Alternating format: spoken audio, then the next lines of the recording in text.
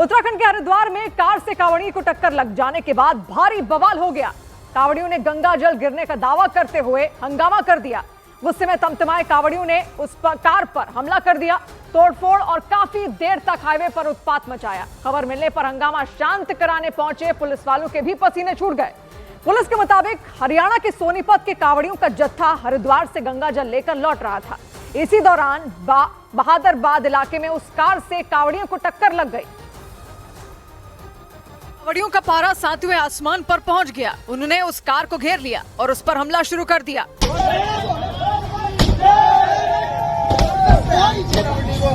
गुस्से में आग बबूला कांवड़ियों ने उस कार पर इतनी लाठियां बरसाई कि उसकी सूरत बिगड़ गई। शीशे चकनाचूर कर दिए गए और दरवाजे उखाड़ने की कोशिश की गई।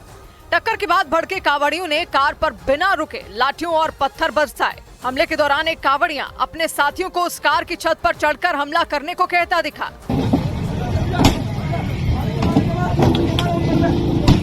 हाईवे पर कांवड़ियों का उत्पात चलता रहा, लेकिन किसी की हिम्मत उन्हें रोकने की नहीं हुई। बवाल की खबर मिलने पर पुलिस की एक टीम वहां पहुंच गई, लेकिन गुस्से में आग बबूला कांवड़ियों को शांत कराने में उसके भी पसीने छूट गए। पुलिस के मुताबिक कांवड़ियों के हमले में कार सवार लोग घायल हो गए। उनकी शिकायत के बाद शांतर शाह चौकी में कांवड़ियों के खिलाफ मामला दर्ज किया गया और 3 को गिरफ्तार भी कर लिया गया।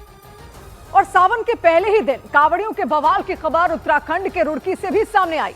रुड़की में कांवड़ खंडित होने का आरोप लगाते हुए कुछ कांवड़ियों ने एक गाड़ी में जमकर तोड़फोड़ की। उन कांवड़ियों के मुताबिक हरिद्वार रोड से गुजरने के दौरान उन्हें उस गाड़ी से टक्कर लग गई। इसके बाद वो भड़क गए।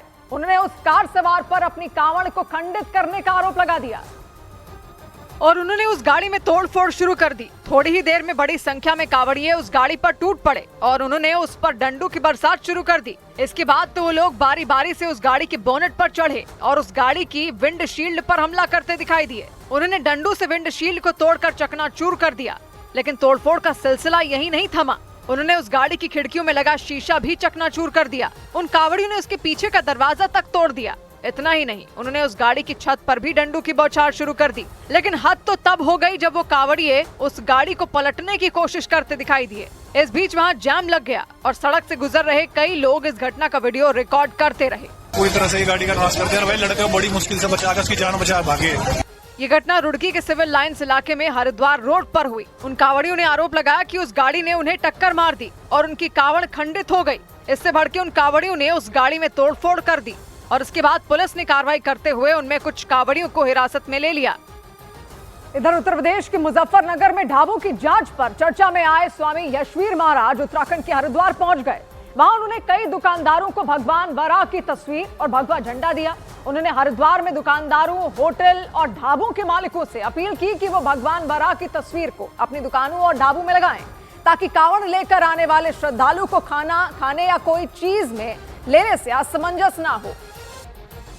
और इसी अभियान को पूरा कराने के लिए स्वामी यशवीर महाराज उत्तर प्रदेश के मुजफ्फरनगर से चलकर गाजियाबाद होते हुए हरिद्वार पहुंचे। यशवीर महाराज यहाँ पर पहुंचे हैं और जो दुकानदार हैं उन्हें यहाँ पर वो अपनी तरफ से ये ध्वजा और वो वराह चित्र दे रहे हैं जो यहाँ पर दुकानदारों को दिया जा रहा है। स्वामी यशवीर महाराज के मुताबिक उन्होंने ये अभियान कांवड़ यात्रा के दौरान शुद्धता और पवित्रता बनाए रखने के लिए शुरू किया था। सनातन धर्म के लोगों को शुद्ध भोजन मिले, अपवित्र भोजन थूक मूत्र गैंग वालों का न मिले और हमारी पवित्रता बनी रहे, ये हमारा आस्था का विषय है। स्वामी यशवीर महाराज ने सबसे पहले यूपी के मुजफ्फरनगर में इसी तरह कांवड़ यात्रा मार्ग में पड़ने वाले दुकानदारों और ढाबों पर भगवा ध्वज और भगवान वराह की तस्वीरें बांटी थी। इसके बाद वो गाजियाबाद भी पहुंचे थे। यशवीर महाराज मुजफ्फरनगर से करीब 15 किलोमीटर दूर बाघरा गाँव में योग साधना आश्रम चलाते हैं। कांवड़ यात्रा के दौरान शुद्धता और पवित्रता को बनाए रखने के लिए उन्होंने खुद ही ढाबों और दुकानों की चेकिंग शुरू कर दी थी। इस बीच यूपी के रायबरेली में मुठभेड़ में 3 बदमाशों को गिरफ्तार करने का दावा किया गया। उत्तर प्रदेश के रायबरेली में पुलिस ने दावा किया कि उसने एक मुठभेड़ के बाद 3 बदमाशों को गिरफ्तार कर लिया। इस दौरान एक बदमाश पुलिस की फायरिंग में घायल हो गया। पुलिस के मुताबिक वो तीनों लूटपाट के आरोपी हैं और एक दूसरी घटना को अंजाम देने की प्लानिंग कर रहे थे।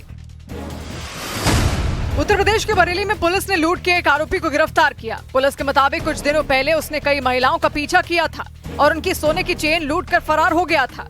पुलिस ने उसके पास से सोने की 3 चेन, 2 मोबाइल फोन और एक मोटरसाइकिल जब्त करने का दावा किया। गोरखपुर के बीआरडी मेडिकल कॉलेज में 32 साल के एक डॉक्टर का शव मिला। डॉक्टर का शव हॉस्टल के कमरे में बेड पर पड़ा था। अभिषो डीजे नाम की डॉक्टर केरल के तिरुवनंतपुरम के रहने वाले थे। पुलिस ने जांच के लिए उनके कमरे को सील कर दिया। उत्तर प्रदेश के अंबेडकर नगर में एक ढाबे के मालिक ने 4 पुलिसकर्मियों पर मारपीट का आरोप लगा दिया। उन्होंने उन पर ढाबे में घुसकर मारपीट करने का आरोप लगाया और पुलिस के अधिकारियों से उन पर कड़ी कार्रवाई करने की मांग की। उधर महाराष्ट्र के सतारा में सोशल मीडिया के लिए स्टंट का वीडियो बनाना एक लड़के को भारी पड़ गया। कराड़ इलाके के वाघपुर टेबल पॉइंट पर वीडियो रिकॉर्ड करते वक्त उसकी कार 300 फीट गहरी खाई में गिर गई। हादसे में कार सवार लड़का गंभीर रूप से घायल हो गया। पहाड़ी पर मौजूद लोगों ने उसे किसी तरह वहां से निकाला और नजदीक के अस्पताल में भर्ती करा दिया। इस घटना की जानकारी मिलते ही पुलिस की एक टीम भी वाघपुर टेबल पॉइंट पर पहुंची। पुलिस ने खतरनाक तरीके से गाड़ी चलाने और स्टंट करने के आरोप में घायल लड़के के ऊपर केस दर्ज कर लिया। यानी उस लड़के ने सोशल मीडिया के लिए खतरनाक स्टंट करते हुए वीडियो बनाकर न सिर्फ अपनी जान जोखिम में डाली बल्कि कानूनी केस में भी फंस गया। लड़के की पहचान महाराष्ट्र के घोलेश्वर के रहने वाले साहिल अनिल जाधव के तौर पर की गई। बताया गया कि वो अपने 4 दोस्तों के साथ वाघपुर टेबल पॉइंट घूमने पहुंचा था। इस दौरान उसने अपनी कार से स्टंट करना शुरू कर दिया। उसके दोस्तों ने उसकी वीडियो रिकॉर्डिंग शुरू कर दी, लेकिन गोल गोल घूमते वक्त साहिल की कार बेकाबू हो गई। उसका संतुलन बिगड़ा और वो सीधी गहरी खाई में जा गिरी। हालांकि गनीमत ये रही कि कार पेड़ों में अटक गई, जिससे साहिल की जान बच गई। हादसे के बाद वहां मौजूद लोगों ने खाई में उतरकर साहिल को कार से निकाला और इलाज के लिए अस्पताल भेज दिया। इधर सूत्रों के मुताबिक अवैध धर्मांतरण का गिरोह चलाने के आरोप में गिरफ्तार जलालुद्दीन और छांगूर बाबा को लेकर जांच के दौरान बड़ी जानकारियां सामने आई। पुलिस के सूत्रों के मुताबिक धर्मांतरण गिरोह के मास्टरमाइंड छांगूर बाबा को 500 करोड़ रुपए की विदेशी फंडिंग मिली थी।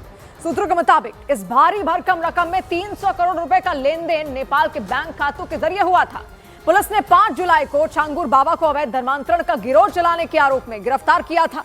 उनके साथ उनकी एक सहयोगी नसरीन भी पकड़ी गई थी और दोनों की गिरफ्तारी के बाद जांच में जुटी पुलिस टीम ने इस पूरे गिरोह के बारे में पता लगाना शुरू कर दिया।